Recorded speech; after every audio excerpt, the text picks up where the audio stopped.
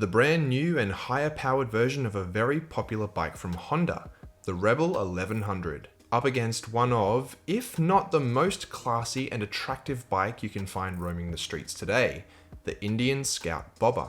If you're looking for an attractive, sporty and fun cruiser, then these are two of the absolute best options available, and today we are putting them head to head in one epic showdown. G'day, I'm Kwackajack, and welcome to another video in the Versus series. This is where we put two similar bikes that you might be looking to choose between under the magnifying glass to have a detailed specs comparison. We'll be analysing the styling, claimed engine and power specs, exhaust notes, weight, suspension and brakes, fuel economy, features and price to see where they stack up and which comes out on top. But before we get started, please do me a huge favour and leave a like and hit subscribe if you're new to the channel to join our awesome community of moto lovers. Alright, let's get straight into it and have a look at the styling of these two.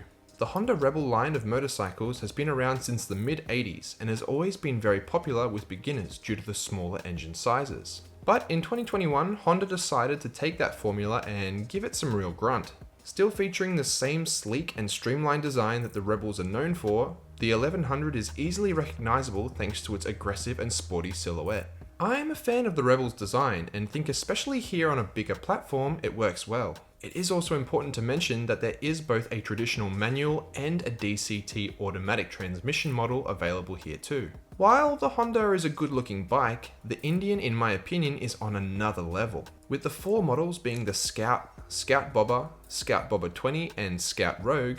They all share the same power plant, really only differentiating in handlebar and slight changes to the design and suspension. The Bobber is the lowest of the bunch, featuring a slammed stance, bar end mirrors and chunky tires. If we're calling the Rebel sporty, then the Scout would be suave, with a more traditional cruiser design, and look, I have to say, I genuinely think it's one of the best looking bikes you could probably buy right now. Of course, styling comes down to personal opinion, and while I think both look great, in my eyes, the Indian wins hands down. But let me know down in the comments which one you prefer the look of.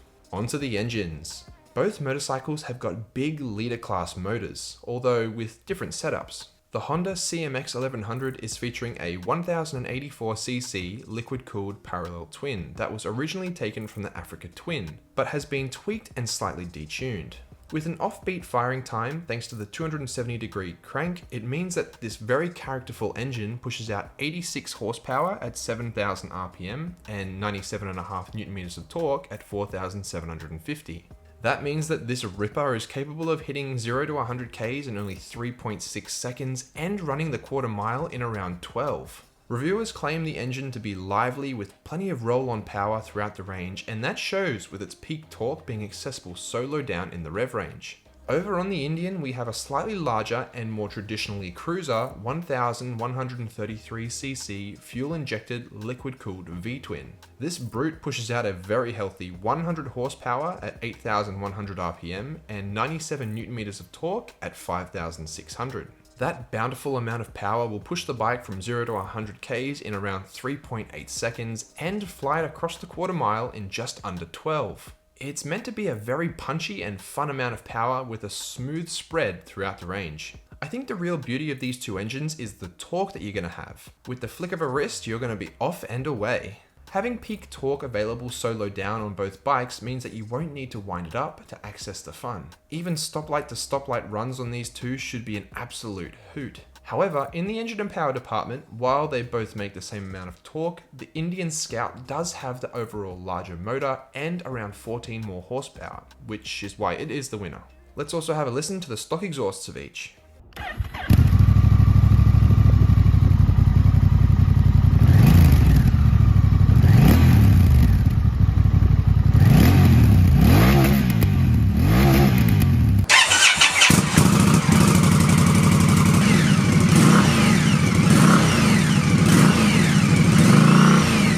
Man, I know the Honda is a parallel twin, but it still sounds pretty good.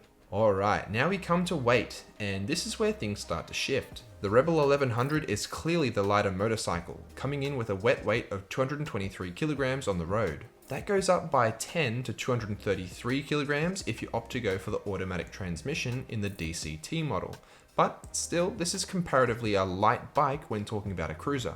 The Indian Scout Bobber, on the other hand, tips the scales at 252 kilograms in running order. While that is still a decent weight compared to some of the other heavier bikes in the category, it does mean that it is 29 kilograms heavier, and for that reason, the Honda wins here by quite a big margin. So even though the Indian has more horsepower, with the Rebel being so much lighter, it should be the zippier feeling machine. That will of course also be thanks to the suspension and brakes. Considering that these are cruiser bikes, we aren't expecting sports bike-like handling here, but both still should be a fun ride. At the front on the Rebel 1100 is a 43mm telescopic fork with 121mm of travel, and at the back are twin piggyback shocks with 95mm of travel. You do also get preload adjustment here. The seat height is very low at only 700mm, with what Honda describes as a relaxed ergonomic setup. The suspension setup is meant to be quite well damped and comfortable from the factory, although it can struggle with bigger bumps due to the short travel. Another note is that while it handles well, you won't be able to tip it too far over before your pegs start scraping the pavement, but it should still be a bit of fun on the twisty roads. As mentioned earlier, the Scout bobber is the lowest of the line, sitting a full inch below the regular Scout and coming with chunky tyres, which may have an impact on handling. Up front, it is equipped with a cartridge-type telescopic fork with 120mm of travel, while at the back are dual shocks with 51mm. In terms of ergonomics, you are even lower here with a seat height of only 649mm. And while that means that it's extremely easy to flat foot at the lights, the rider positioning is a bit more reached forward than on the Honda, and even though the bobber seat looks great, these things mean it probably won't be the most comfortable on the longer rides. In terms of handling though, reviewers claim it to be accurate and easy to manage, although once again, that cruiser ground clearance issue in the corners will rear its head. For suspension, it will come down to personal opinion at the end of the day, but you can expect the Honda to be the better performer in this category. It's lighter, has a lot more travel at the rear, and is more comfortably set up. Again, neither of these are sport bikes and are designed more for enjoying the torque from the engine and just to ride in general, more so than attacking twisties. In terms of brakes, back on the Honda, up front you're getting a single 330mm disc with 4-piston radial caliper, and at the rear a 256mm single disc with twin piston caliper. The Honda does also come with ABS as standard, and while the brakes here aren't anything to really write home about, they should have more than enough stopping power for the size of the bike. As for the Scout, at the front is a 298mm rotor with 2-piston caliper, with another single 298mm rotor with 1-piston caliper providing the stopping power at the back. Here in Oz, all of the Scouts do come with ABS too. Now in terms of specs, the Honda is equipped with a larger front unit and better overall braking specs, which is why it also comes out on top in this sector too. Another point that I'll quickly touch on, which we will discuss more in depth in just a minute, is that the Rebel does feature more rider aids than the Scout, with things like 3-mode traction control, wheelie control, and rider modes. Alright, moving on to what I think is an under-scrutinized topic when it comes to cruisers, and that's fuel economy. The whole idea of these motorbikes is to hit the open roads and experience the freedom that comes along with being on 2 wheels. So you don't really want to be interrupting that by constantly stopping and having to fuel up. And look, I'll be honest with you, neither bike does very well here. The Honda has a tank size of only 13.6 litres, and they themselves claim it to have a usage of 4 litres per 100 Ks, but after having scoured the owners' forums and the deepest dredges of the internet, the average usage from actual owners of the bike is around 5.8 litres per 100 Ks. That means that if you were going off the official numbers, you should have a range of over 300 Ks, but in reality, it's probably going to be closer to 230 before you have to start filling up again. The Indian is unfortunately no better, with an even smaller 12.5 litre tank, and again an average user fuel economy of about 5.25 litres per 100 Ks. That means you'll be getting around the same range as the Honda at around 230 Ks per tank. But look, there should be a big asterisk on the screen here with a results may vary, because if you ride these things in any other way than gentle, you'll probably be draining those tanks very quickly indeed. And I just don't understand why they couldn't give us more capacity. I mean, my own little Ninja 400's tank is bigger than both of them at 14 litres. And these things have got big guzzling litre class engines.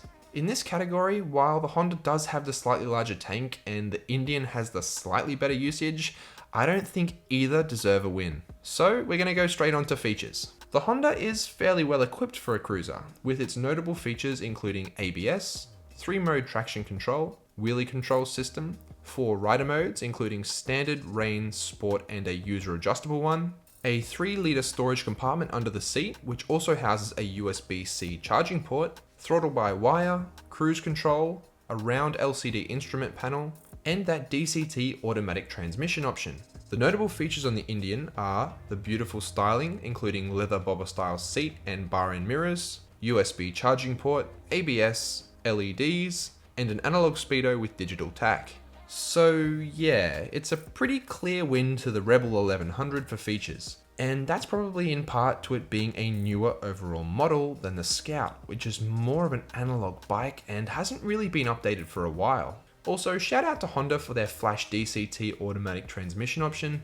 It's supposed to be very smooth and work well, while still having the option to use the paddles to manually change gears. It will cost you a little bit extra though, so let's discuss what the prices are. Here in Australia, a brand new Honda Rebel 1100 will cost you $20,012 for the base and $21,145 for the upgraded DCT model. The Indian Scout will set you back $22,995 for the original, and the Scout Bobber is a grand less at $21,995. Once again, the Honda does come out on top, being the cheaper bike. So where does that leave us? Well, the Honda does clearly come out on top in more categories, being lighter, better equipped with turny and stoppy bits, as well as having a lot more features, including that flash DCT option. The Indian, however, has got the more powerful engine and that absolutely stunning design. And at the end of the day, that's what I think it's going to come down to. Yes, the Honda on paper is the better motorcycle, but I think a lot of people probably won't actually care too much about that when they get to walk into the garage and see that beautiful Indian waiting for them. I myself am genuinely torn between the two. They both have their strengths and weaknesses, but I think for my money, I'd probably have to go for the Scout. But let me know down in the comments below which one you would choose. Do you want to have the better on paper Rebel or the achingly beautiful Scout Bobber? Thanks for watching guys, and if there's a comparison you'd like to see next, make sure you let me know what it is. But until next time, see ya!